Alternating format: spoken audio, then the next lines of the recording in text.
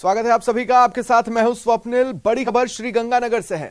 यहां किसानों की प्रशासन के साथ वार्ता शुरू हुई है। फसल बीमा समेत कई मुद्दों पर चर्चा चल रही है। देखिए, किसानों ने वहां जमकर प्रदर्शन किया था, जाम लगा दिया था। इसके बाद प्रशासन से जुड़े आला अधिकारी मौके पर पहुंचे और किसानों से बातचीत शुरू की। अभी बातचीत शुरू होने के वक्त जाम से राहत मिला है। अब देखना यह है कि बातचीत किस दिशा में जाती है, क्योंकि अगर बातचीत सकारात्मक रही तो चीजें बैक टू नॉर्मल लौट जाएंगी। लेकिन अगर बातचीत सकारात्मक नहीं रहती है, किसी तरह की सहमति नहीं बन पाती है, किसी समझौते पर अगर दोनों धड़े नहीं पहुंचते हैं, तो एक बार फिर जाम की स्थिति का सामना करना पड़ सकता है। फसल बीमा प्रमुख मांगों में किसानों की, साथ ही कुछ और भी मुद्दे हैं जिन पर वो समाधान चाहते हैं, जिन्हें लेकर आंदोलन कर रहे हैं। श्रीगंगानगर से ये बड़ी खबर आपको बता रहे हैं। प्रशासनिक अधिकारियों के साथ किसानों की बातचीत शुरू हो चुकी है। प्रशासनिक अधिकारियों से किसान अपनी मांगों को लेकर बातचीत कर रहे हैं, प्रशासन को बता रहे हैं ये हमारी मांगे हैं और इन समस्याओं का समाधान चाहिए। अब देखना यह है कि प्रशासनिक अमला क्या आश्वासन की ऐसी कोई दवाई लेकर सामने आया है जिससे किसानों का आक्रोश ठंडा हो सके। क्या समझौते के लिए कोई बीच का स्टैंड या एज इट इज मांगों को मानने की स्थिति प्रशासन की ओर से बनती है, देखना होगा। बहरहाल समझाइश का दौर जारी है, बातचीत का दौर जारी है, किसानों से जुड़ी मांगों पर बातचीत हो रही है।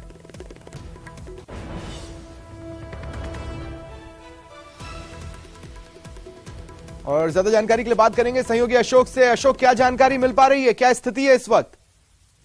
देखिए स्वप्निल जी, अभी भी प्रदर्शनकारियों, किसानों और प्रशासन की मध्यस्थता के बीच में वार्ता चल रही है और अभी इस वार्ता में क्या नतीजे निकलकर सामने आएंगे, ये वार्ता खत्म होने के बाद ही पता चलेगा। लेकिन जिस तरह से किसानों के संगठनों के द्वारा आज दोपहर में तकरीबन 4 बजे के करीब राजियासर उप तहसील के सामने चल रहा धरना एकाएक नेशनल हाईवे पर जा बैठा और अचानक तकरीबन आधे घंटे तक नेशनल हाईवे जाम रहा। जब नेशनल हाईवे जाम हुआ तो प्रशासन सत्ते में आया और उसने आखिरकार अपने कुछ प्रतिनिधि मंडल को किसानों से बात करने के लिए पहुंचाया और अभी फिलहाल वार्ता चल रही है। और किसानों की मुख्य रूप से जो मांगे 2019 से लेकर 22 तक के जो फसल बीमा क्लेम से वंचित जो किसान है, उन किसानों को क्लेम की राशि की भुगतान किया जाए। साथ ही साथ 6 घंटे बिजली निर्बाध रूप से दिन के समय दी जाए ताकि किसानों को किसानी कार्य करने में किसी भी तरह की दिक्कत ना हो। फिलहाल वार्ता चल रही है, वार्ता खत्म होने के बाद ही हमें असली अपडेट मिल पाएगा। जी, तो बातचीत किस दिशा में जा रही है, कुछ संकेत मिल रहे हैं क्या?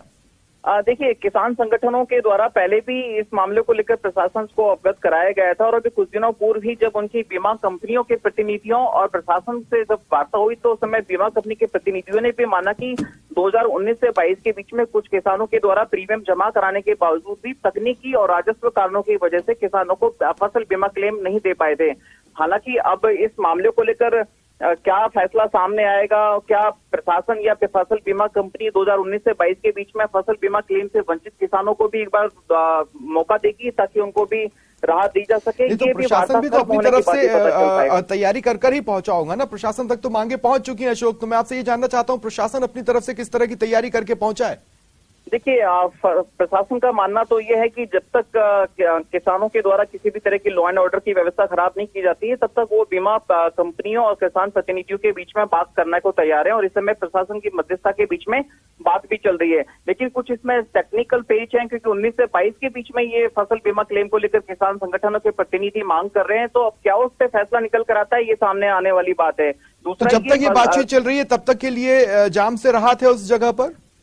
बिल्कुल, जाम खोल दिया गया है। जैसे ही प्रशासन का प्रतिनिधि मंडल किसानों से बात करने पहुंचा था, किसानों ने नेशनल हाईवे नंबर 62 से अपना जाम हटा लिया और यातायात फिलहाल सुचारू रूप से चल रहे हैं। चलिए, शुक्रिया अशोक तमाम जानकारी के लिए। बीकानेर के नोखा से बड़ी खबर है। चोरों के हौसले दिन ब दिन बुलंद होते जा रहे हैं। देखिए, अब ताजा जो मामला सामने आया है, इसमें चोरों ने एक दुकान को निशाना बनाया और मोबाइल चुरा लिए। दुकानदार किसी काम से बाहर गया था और इसी दौरान चोरी की वारदात को अंजाम दिया गया। वारदात वहां लगे सीसीटीवी कैमरे में कैद हुई है। पीड़ित ने चोरी के संबंध में पुलिस में मामला दर्ज करवा दिया है। तो बीकानेर के नोखा से ये बड़ी खबर आपको बता रहे हैं। आप देखिए इसमें कितने शातिर तरीके से चोर ने चोरी की वारदात को अंजाम दिया। कुछ काम था और उस काम को करने के लिए दुकानदार कुछ पलों के लिए दुकान से बाहर गया, तब तक चोर को मौका मिल चुका था। उसने मौका ताड़ा, मोबाइल उठाया और वहां से रफू चक्कर हो गया। वारदात सीसीटीवी कैमरे में कैद हुई है। पुलिस को भी ये फुटेजेस अवेलेबल करवा दिए गए। पुलिस इन फुटेजेस के आधार पर जांच कर रही है।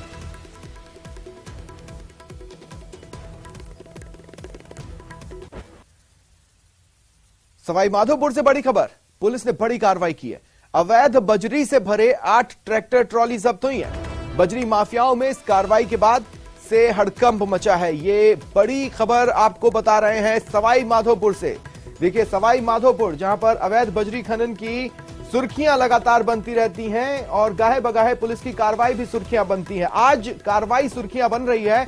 अवैध बजरी से भरे 1-2 की संख्या में नहीं, बल्कि 8 ट्रैक्टर ट्रॉली जब्त की गई है।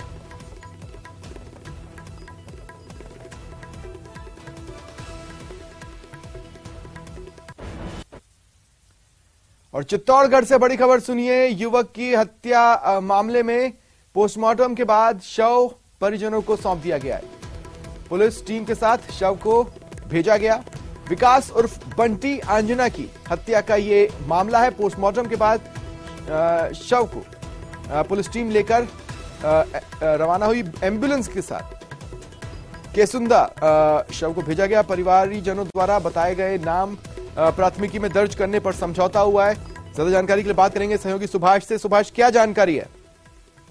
जी बिल्कुल, इस पूरे मामले में दिन भर घटनाक्रम चला, रास्ता जाम किया गया और बीजेपी ने भी जमकर इसमें आक्रोश व्यक्त करते हुए पूर्व कैबिनेट मंत्री श्री चंद्र कृपलानी के नेतृत्व में प्रदर्शन किया। उसके बाद जो लोग आरोपी बताए जा रहे थे परिवारजनों द्वारा, उनके नाम प्राथमिकी में दर्ज करने के बाद, नामजद मुकदमा दर्ज करने के आश्वासन के बाद परिजन पोस्टमार्टम के लिए माने। और इसी बीच पोस्टमार्टम के दौरान भी एक गफलत हो गई और उस गफलत के चलते एक युवक की आक्रोशित लोगों ने पिटाई भी कर दी। पोस्टमार्टम रूम की दीवार कूदकर भागने का आरोप लगाते हुए लोगों ने उसकी पिटाई की। लेकिन अंतिम रूप से ये समझौता सामने आया है कि जिन लोगों के नाम परिजनों ने बताए हैं, उनके द्वारा जो रिपोर्ट दी गई है उसके आधार पर प्रकरण दर्ज कर लिया जाएगा और जो दोषी लोग होंगे उनके खिलाफ कार्रवाई की जाएगी। फिलहाल परिजन शव को लेकर केसुंदा के लिए रवाना हो चुके हैं और पोस्टमार्टम किया जा चुका है। तो परिजन जो प्राथमिकी चाहते हैं उसका लब्बो-लुआब क्या है? सीधे तौर पर परिजनों का आरोप जो है वो प्रदेश के सहकारिता मंत्री उदयलाल आंजना के करीबी रिश्तेदार विक्रम आंजना, जो छोटी सादड़ी पंचायत समिति के उप प्रधान भी हैं, उन पर है कि उनके इशारे पर ये हत्या हुई है और उनका नाम प्राथमिकी में शामिल किया जाए। और इसी बीच जब रात को प्राथमिकी दर्ज की गई, 3 अज्ञातों के खिलाफ दर्ज की गई, तो लोगों ने आक्रोश व्यक्त कर दिया। वहीं बीजेपी ने भी इस पूरे मामले में आक्रोश व्यक्त करते हुए पीड़ित परिवार का साथ दिया, क्योंकि बताया जा रहा है कि जो मृतक युवक हैं उनके पिता बापूलाल आंजना जो हैं वो बीजेपी से जुड़े हुए रहे हैं। ऐसी परिस्थितियों में सीधे तौर पर बीजेपी ने इस मामले को व्यक्तिगत कार्यकर्ता का मामला मानते हुए धरना प्रदर्शन किया और चूंकि मामला प्रदेश के सहकारिता मंत्री उदयलाल आंजना के नजदीकी रिश्तेदार का था, ऐसी परिस्थितियों में पुलिस ने भी नामजद प्राथमिकी हाथों हाथ दर्ज नहीं की थी। इसका आक्रोश हुआ और बाद में जो रिपोर्ट उनके द्वारा प्रस्तुत की गई उसे एडिशनल एसपी अर्जुन सिंह शेखावत द्वारा लिया गया और उसके बाद इस मामले में उन्हें जो नामजद लोग हैं उनकी प्राथमिकी में रिपोर्ट दर्ज करने के आश्वासन के बाद पूरे मामले में समझौता हुआ है। चलिए, शुक्रिया तमाम जानकारी के लिए।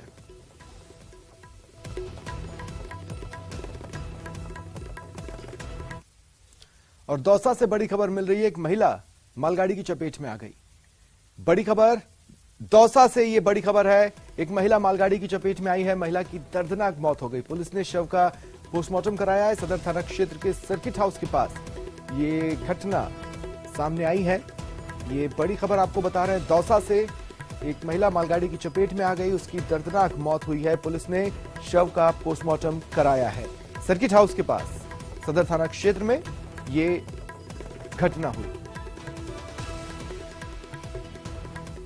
और भरतपुर से बड़ी खबर है। 2 पक्षों में मारपीट और आपसी माफ कीजिएगा, 2 पक्षों में मारपीट की खबर है। भरतपुर से ये बड़ी खबर बताया जा रहा है कि शुरुआत में विवाद जब शुरू हुआ तो पहले तो बहस चलती रही, आपसी कहासुनी हुई, तू मैं हुई और फिर देखते ही देखते ये मारपीट में, हाथापाई में बदलती चली गई। लाठी भाटा जंग हुई है, ये जानकारी मिल रही है। इस घटनाक्रम में एक महिला समेत 2 लोग घायल हुए हैं, जिनकी स्थिति गंभीर है। उन्हें अस्पताल में भर्ती करवाया गया है। पुलिस को इस घटना की जानकारी दी गई। पुलिस मौके पर पहुंची। कामा थाना क्षेत्र के लुहसर गांव, ये वो जगह है जहां पुलिस ने मौका मुआयना किया है, जहां पर 2 पक्षों में लाठी भाटा जंग हुई है।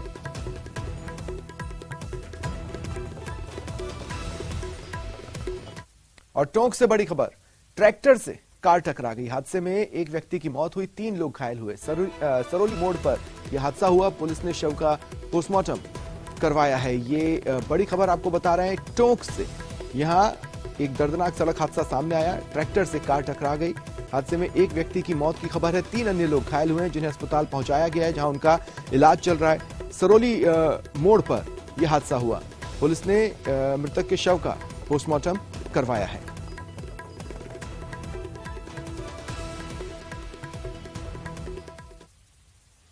हनुमानगढ़ से बड़ी खबर, लॉरेंस गैंग के नाम पर फिरौती मांगी गई है। देखिए, हाल ही के दिनों में हनुमानगढ़ में कुछ व्यापारियों से फोन पर फिरौती मांगी गई और किसी न किसी गैंगस्टर का नाम लिया गया है। इसी कड़ी में एक और व्यापारी से फिरौती मांगी गई है।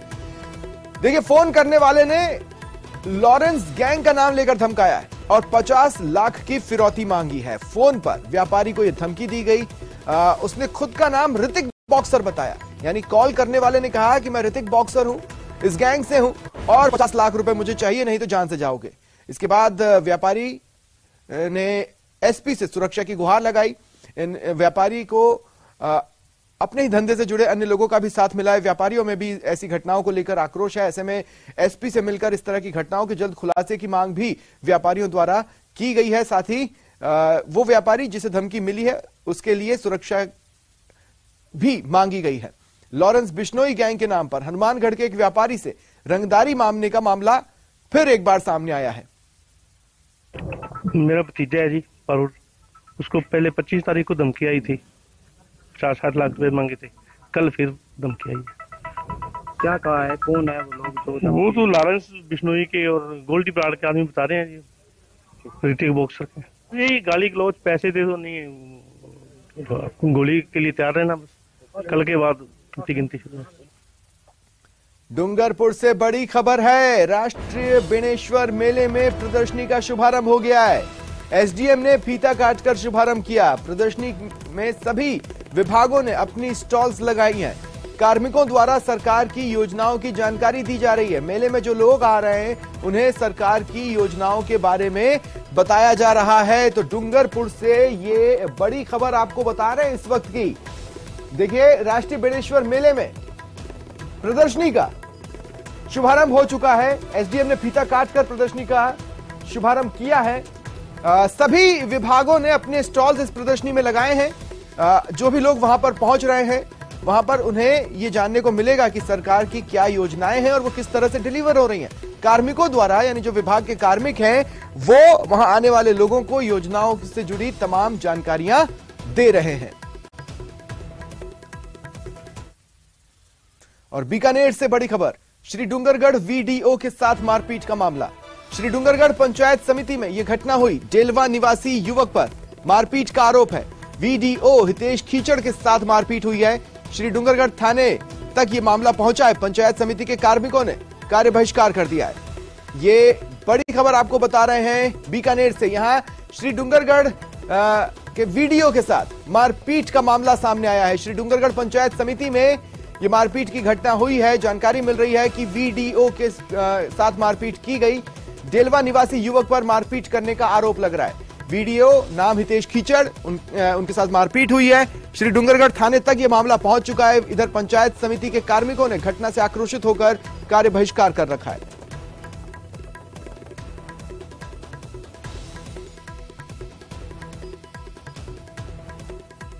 कोचिंग नगरी में एक और कोचिंग छात्र की हॉस्टल के 6ठे माले से नीचे गिरने से दर्दनाक मौत मामले में कुछ लाइव तस्वीरें सामने आई हैं। दिल दहला देने वाली इन तस्वीरों में आप देख सकते हैं किस प्रकार एक छात्र की दर्दनाक मौत हो गई। मौत के बाद छात्र गुस्से में है। हॉस्टल की सुरक्षा व्यवस्था पर कई बड़े सवाल खड़े हुए हैं। मामले को लेकर पुलिस और प्रशासनिक अधिकारियों में हड़कंप मचा है। हादसे का शिकार छात्र पश्चिम बंगाल के जलपाईगुड़ी का रहने वाला था। हॉस्टल में रहकर मेडिकल की तैयारी कर रहा था। इधर हादसे में छात्र की मौत पर छात्रों की सुरक्षा पर कई गंभीर सवाल खड़े हो रहे हैं।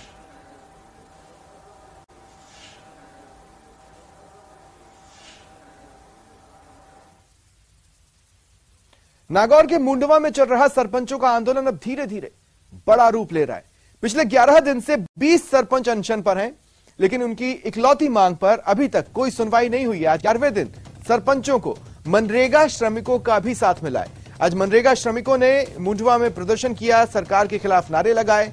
इस दौरान श्रमिकों ने सांकेतिक रूप से रोड जाम किया, साथ ही चेतावनी दी कि अगर सरकार का यही रवैया रहा और सरपंचों की मांग का समाधान नहीं निकला तो श्रमिक सड़क पर उतरेंगे। नागौर जिले की मुंडवा पंचायत समिति क्षेत्र में मनरेगा के अधिकांश काम ठप पड़े हैं।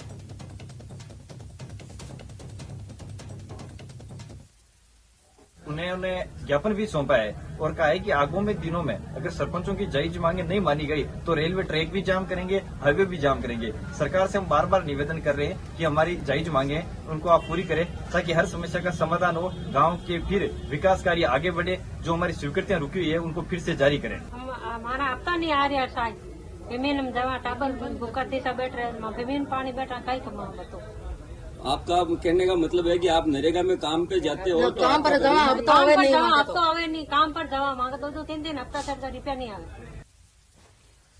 बात करते हैं राजसमंद की, जहां भीम और देवगढ़ कस्बे में मजदूर किसान शक्ति संगठन और राजस्थान असंगठित मजदूर यूनियन के बैनर तले महिलाओं ने NMMS योजना के खिलाफ प्रदर्शन किया और प्रधानमंत्री नरेंद्र मोदी के नाम उपखंड अधिकारी को ज्ञापन सौंपा।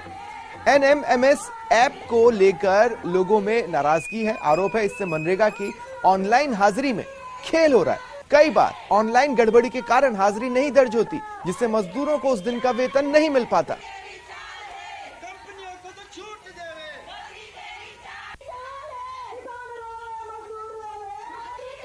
तो 5 किलो गेहूं का 2 रुपये किलो का हिसाब होता है भैया, 10 रुपया 10 किलो गेहूं दिया जो 10 रुपया तो नहीं लिखा और 5 किलो गेहूं कम कर दिया, तो आपने 5 किलो नहीं गेहूं तो गेहूं की कटौती और बजट में नरेगा को घटे, दोनों पारों मार पड़ी हुआ, दोनों पारों मार पड़ी है। गेहूं भी कम करके दिया और नरेगा का पिया भी कम करके दिया।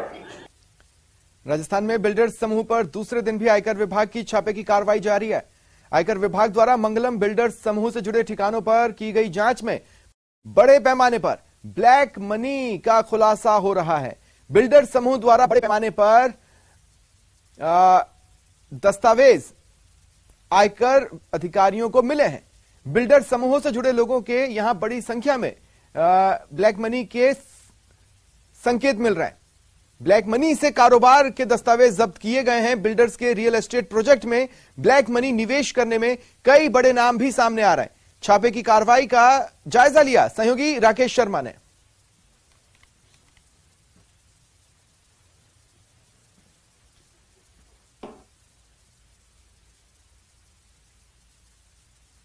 बिल्डर समूह पर आयकर विभाग की छापे की कार्रवाई दूसरे दिन भी जारी है। आयकर विभाग की छापे की कार्रवाई लगातार बढ़ती जा रही है। इस वक्त हम मंगलम बिल्डर्स समूह का जो कॉर्पोरेट कार्यालय है उसके सामने खड़े हैं। ये अपेक्स मॉल, अपेक्स टावर, ये 2 बड़ी बिल्डिंग है जो मंगलम बिल्डर्स समूह की हैं और इससे जुड़े ग्रुप के ठिकानों पर आयकर विभाग की टीमें छापे की कार्रवाई कर रही हैं। कल जो कार्रवाई 27 से 28 ठिकानों पर शुरू हुई थी वो आज लगभग 40 ठिकानों तक जा पहुंची है और जैसे जैसे आयकर विभाग की छापे की कार्रवाई आगे बढ़ रही है, इस कार्रवाई में कई चौंकाने वाले तथ्य सामने आ रहे हैं। आयकर विभाग के अधिकारियों के हाथ ऐसे दस्तावेज मिले हैं कि जो इन बिल्डर्स समूह में बहुत बड़े पैमाने पर ब्लैक मनी के निवेश की बात सामने आई है। ब्लैक मनी का निवेश करने वाले लोग कोई और नहीं बल्कि कई राजनेता, जनप्रतिनिधि, अधिकारी और ऐसे लोग हैं जिन्होंने अपनी ब्लैक मनी को दूसरी जांच एजेंसियों के सामने नहीं दर्शाया है। आयकर विभाग के अधिकारियों को इन जनप्रतिनिधियों और अधिकारियों द्वारा किए गए ब्लैक निवेश से संबंधित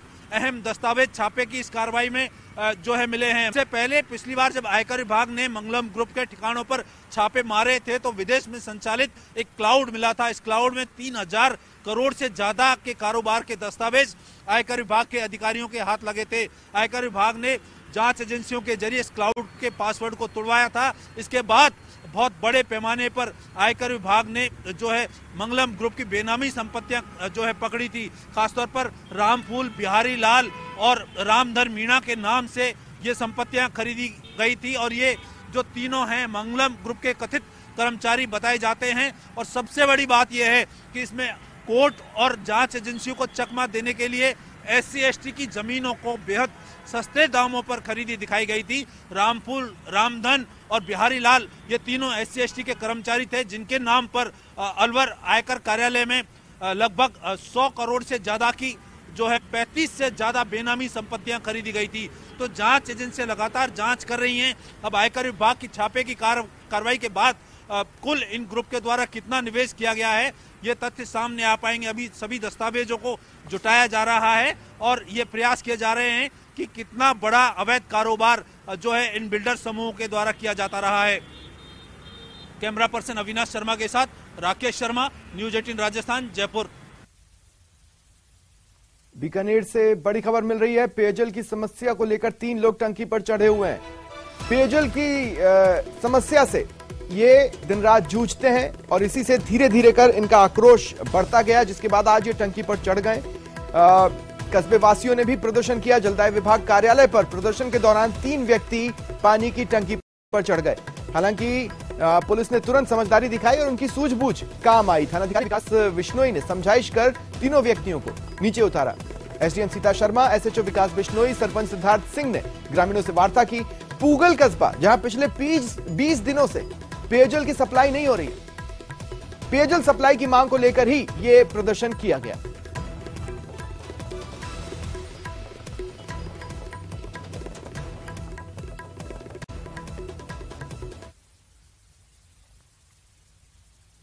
न्यूज 18 से एक्सक्लूसिव बातचीत में वित्त मंत्री निर्मला सीतारमण ने कोविड की महामारी और यूक्रेन युद्ध को लेकर कहा कि उनके पास ऐसी घटनाओं से निपटने का कोई पिछला उदाहरण नहीं था जिसे फॉलो कर सकती। उन्होंने आगे कहा कि मुझे याद है कैसे माननीय प्रधानमंत्री हमारी बैठकों का नेतृत्व करते थे, वो कभी थकते नहीं थे। You were navigating 2 epochal events in the last couple of years. One was the ongoing pandemic and its impact, and the other was the war in Ukraine.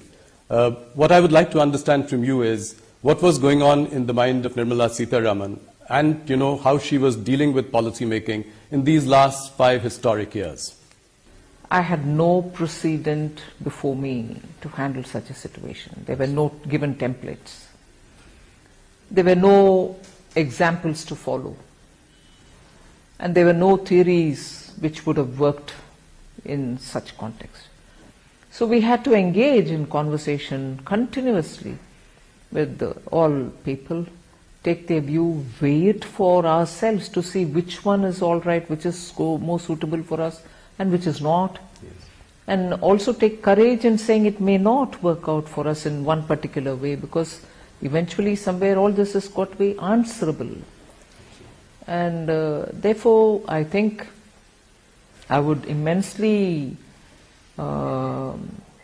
recall the ways in which Honorable PM led the conversation with us. He would never tire himself from meeting us. He would never say not today. So with all necessary precautions taken for COVID, following the protocol, we would still meet and talk about things. But eventually, whatever has been at that time decided and put out as schemes, one thing which was not so much relevant for dealing with the pandemic itself, but yet had to be done, was not to let go the opportunity to continue the reform process. फिलहाल इतना ही, नमस्कार।